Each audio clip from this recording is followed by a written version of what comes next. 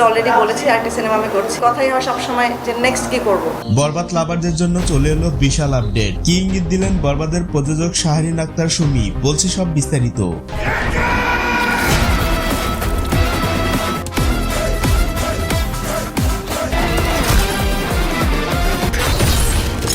সম্প্রতি বরবাদের দাপট যখন তুঙ্গে, এমন সময় আরেকটি বিশেষ আপডেট দিলেন এই প্রযোজক। শাকিব খানকে নিয়ে আরেকটি বড় মাপের সিনেমা করতে চান তিনি। এটি কি হবে বরবাদ 2?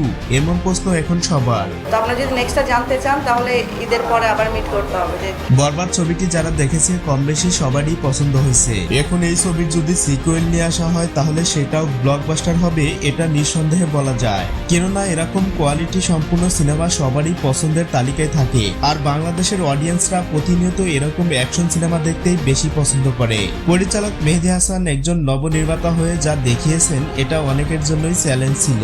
যদিও তিনি এর আগে বহু নাটকে ডিরেকশন দিয়েছেন, কিন্তু তিনি সিনেমায় একেবারেই নতুন।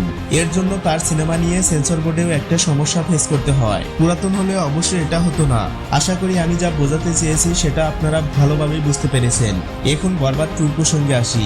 ছবিটির প্রযোজক শাকিব খানকে নিয়ে আরেকটি সিনেমা মেকিং করতে ইচ্ছে প্রকাশ করেছে, বাট সেটা বরবাদ 2 হবে কিনা এটা ক্লিয়ারলি বলেননি তিনি।